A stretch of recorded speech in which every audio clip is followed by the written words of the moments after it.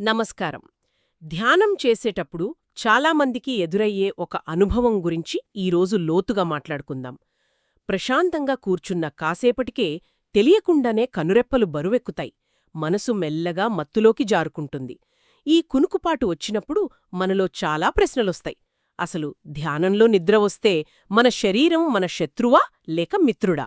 అది మనల్ని దారి తప్పిస్తోందా లేక ఏదైనా సందేశమిస్తోందా? ఈరోజు మనం అందుకున్న సమాచారం ఆధారంగా ఈ విషయాన్ని పరిశీలిద్దాం. ఇది చాలా మంచి ప్రశ్న. ఎందుకంటే మనం సాధారణంగా నిద్రమత్తును ఒక శత్రువులాగే చూస్తాం. అవును, దాన్ని తడిమి కొట్టాలని ప్రయత్నిస్తాం. దానితో పోరాడతాం. కాని ఈ సమాచారం మనకొక కొత్త కోణాన్ని పరిచయం చేస్తోంది. పోరాటానికి బదులుగా దాన్ని అర్థం చేసుకునే 3 మార్గాలను సూచిస్తోంది. ఓ మొదటిది మన దృక్పథాన్ని పూర్తిగా మార్చే ఒక మానసిక వ్యూహం. సరే. రెండవది అసలీ మత్తు ఎందుకు వస్తుందో తెలుసుకునే ఒక శారీరక పరిశీలన. ఇక మూడవది అత్యవసర పరిస్థితుల్లో వాడటానికి ఒక చిన్న టెక్నిక్ అన్నమాట. సరే, అయితే ఆ మొదటి వ్యూహంతోనే మొదలు పెడదాం. దృక్పథాన్ని మార్చుకోవడం అన్నారు. సాధారణంగా నిద్ర వస్తే మనం చేసే పని, అయ్యో నిద్రస్తూంది, మేల్కోవాలి అని మనసులో అనుకుంటూ దానితో కుస్తీ పట్టడం. కాని ఈ సమాచారం వేరేలా చెబుతున్నట్టుంది గదా? అవును, పూర్తిగా భిన్నమైన పద్ధతి. ఇక్కడ చెప్పేదేమిటంటే ఆ నిద్రమత్తుతో పోరాడటం ఆపేయమంటున్నారు. పోరాడటం ఆపేయాలా? అవును, ఆపేసి దాన్ని ఒక ప్రయోగశాలలో శాస్త్రవేత్త ఒక కొత్త విషయాన్ని పరిశీలించినట్టు పరిశీలించమంటున్నారు. అంటే ఆ నిద్రమత్తునే మన ధ్యానానికి వస్తువుగా మార్చుకోవాలన్నమాట. సరిగ్గా. దానితో యుద్ధం కాదు, దాని గురించి జిజ్ఞాస పెంచుకోవాలి. ఇది వినడానికి చాలా ఆసక్తికరంగా ఉంది, కాని ఆచరణలో కొంచెం కష్టమేమో అనిపిస్తోంది. అంటే నిద్రమత్తును గమనించడం కూడా ఒక రకమైన ఆలోచనే కదా. ఆ గమనించే ప్రక్రియలోనే మళ్ళీ మనం దారి తప్పే అవకాశం లేదా?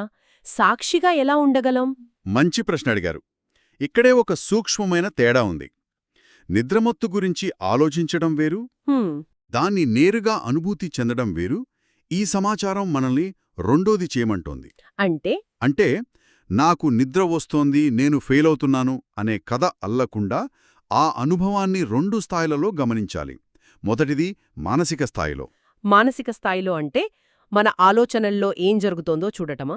ఖచ్చితంగా. నిద్రలోకి జారుకుంటున్నప్పుడు మన ఆలోచనలు ఎలా మారుతాయి? స్పష్టంగా ఉండే ఆలోచనలు కాస్త అస్పష్టంగా, గజిబిజిగా మారుతాయా? అవును, కొన్నిసార్లు అలా అవుతుంది. ఒకదానికొకటి సంబంధం లేని ఆలోచనలు వస్తాయా? లేదా అప్పుడప్పుడు కలలలాంటి చిత్రాలు మెరుస్తాయా? ఆ మార్పును కేవలం గమనించడమే, ఎలాంటి తీర్పు లేకుండా, ఆహా, స్పృహ ఇలా నెమ్మదిగా మసకబారుతోందా అని చూడటం.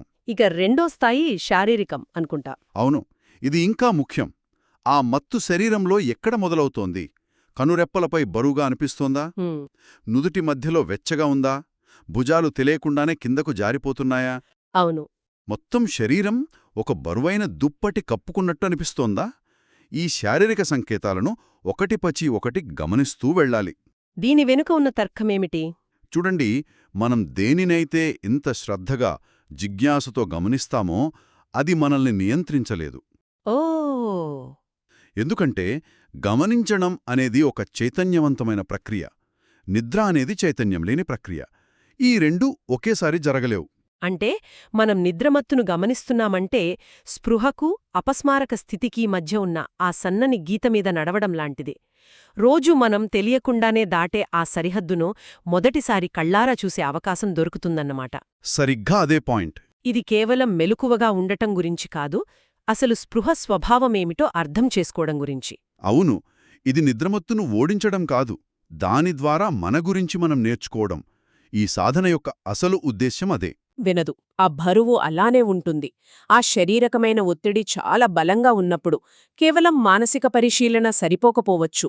అలాంటి పరిస్థితులకు ఈ సమాచారంలో ఏమైనా పరిష్కారం ఉందా? తప్పకుండా ఉంది.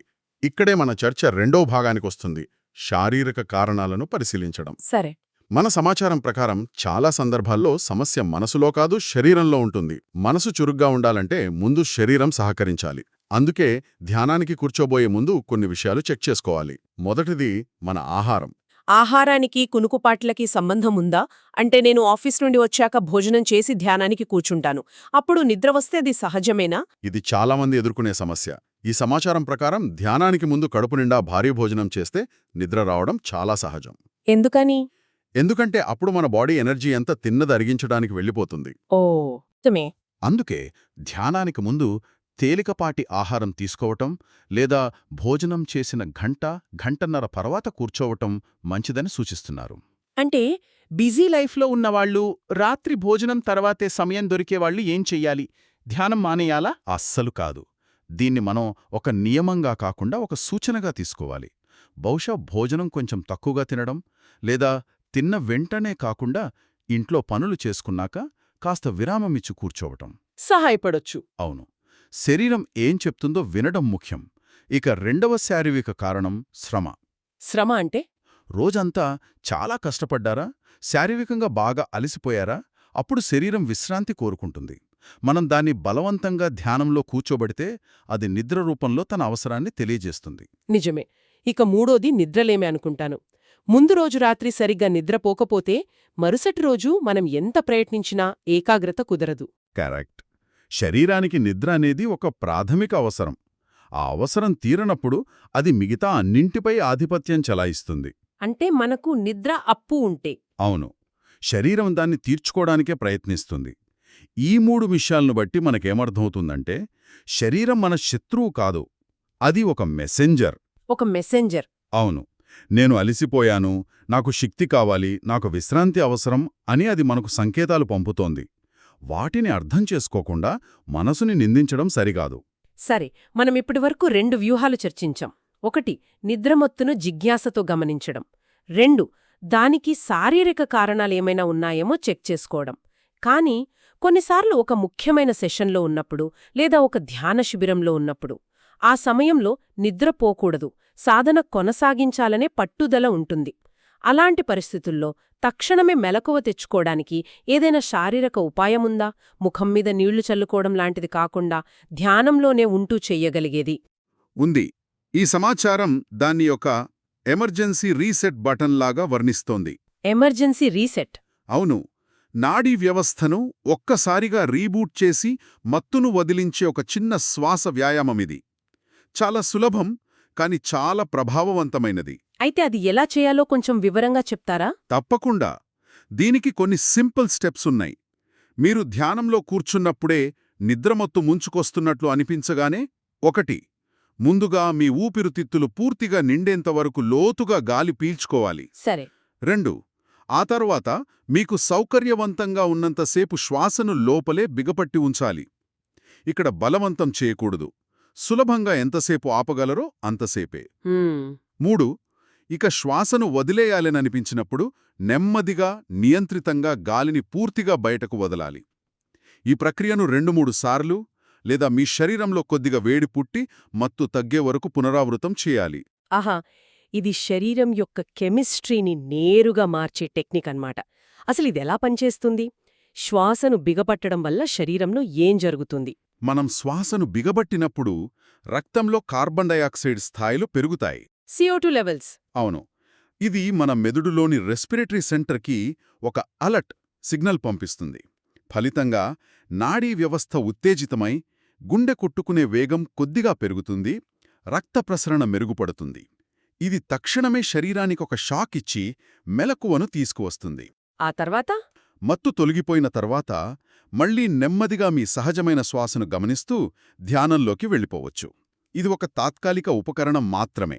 అంటే వీటన్నింటినీ కలిపి చూస్తే అసలు సందేశమేమిటి? నిద్ర, ధ్యానం ఈ 2 పూర్తిగా భిన్నమైన అనుభవాలు అనే విషయం స్పష్టమవుతోంది. అవును. ఈ సమాచారంలో వాటిని పూర్తిగా వ్యతిరేకమైనవి అని స్పష్టంగా చెప్పారు. ఈ తేడాను మనం అర్థం చేసుకోవాలి. నిద్ర అనేది మనల్ని అపస్మారక స్థితిలోకి తీసుకెళ్తుంది. అది శరీరానికి విశ్రాంతినిస్తుందంతే. కానీ ధ్యానం? కాని ఒక బౌద్ధ భిక్షు చెప్పినట్టు ధ్యానమనేది అపస్మారక స్థితి కాదు. అది ఒక ఉన్నతమైన, తీవ్రమైన చైతన్య స్థితి. మనం నిద్రలో ఉన్నప్పుడు మన గురించి మనం ఏమీ నేర్చుకోలేం. కాని ధ్యానంలో ఎరుకతో ఉన్నప్పుడు మన మనస్సు యొక్క లోతైన పొరలను కూడా అన్వేషించగలం. కాబట్టి మనం మొదట అడిగిన ప్రశ్నకు వస్తే శరీరం శత్రువా, మిత్రుడా అని. ఈ చర్చ తర్వాత నాకనిపిస్తోంది శరీరం శత్రువు కాదు, అదొక నిజాయితీగల మిత్రుడు. నిజమే. అది మనకు అలసటగా ఉన్నప్పుడు నిజాయితీగా చెప్తుంది.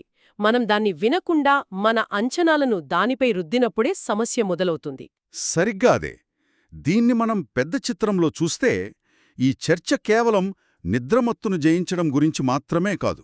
ఇది ఎరుకను అభ్యాసం చేయడం గురించి. అవును, ధ్యాన మార్గంలో మనకెదురయ్యే ప్రతి సవాలు, అది నిద్రమత్తైనా, ఆలోచనలైనా, శారీరక నొప్పైనా, అదంతా మన సాధనలో భాగమే. ఒకసారి ఒక ధ్యాన శిబిరంలో భోజనం తర్వాత సెషన్లో దాదాపందరూ కునుకుపాట్లు తీస్తున్నారు. హ్మ్. అప్పుడు మా గురువుగారు మమ్మల్ని లేచి నడక ధ్యానం చేయమన్నారు. కూర్చున్న భంగిమ నుండి నిలబడి నడిచే ఆ చిన్న మార్పుతో వచ్చిన చైతన్యం అద్భుతం. అద్భుతం. అప్పుడు అర్థమైంది, సమస్యతో పోరాడటం కాదు, దానికి స్పందించే విధానాన్ని మార్చుకోవాలి అని. అద్భుతంగా చెప్పారు. ముగింపుగా ఈరోజు మనం చర్చించుకున్న 3 ముఖ్య వ్యూహాలను ఒక్కసారి గుర్తుచేసుకుందాం. నిద్రమత్తు వస్తే దానితో పోరాడకుండా ఒక శాస్త్రవేత్తలా జిజ్ఞాసతో దాన్ని గమనించడం. 1. అయినా తగ్గకపోతే ఆహారం, శ్రమ, నిద్రలేమి వంటి శారీరక కారణాలేమైనా ఉన్నాయేమో చెక్ చేసుకోవడం. 2.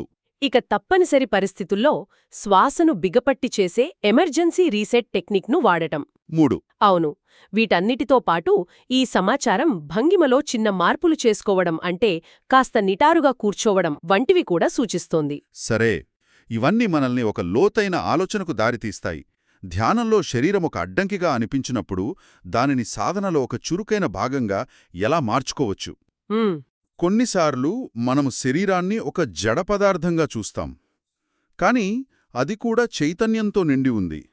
దాని భాషను అర్థం చేసుకుంటూ, దానితో స్నేహం చేస్తూ సాధనను ఎలా ముందుకు తీసుకెళ్లవచ్చు? ఈ ప్రశ్నపై శ్రోతలు తమకు తాముగా అన్వేషించవచ్చు.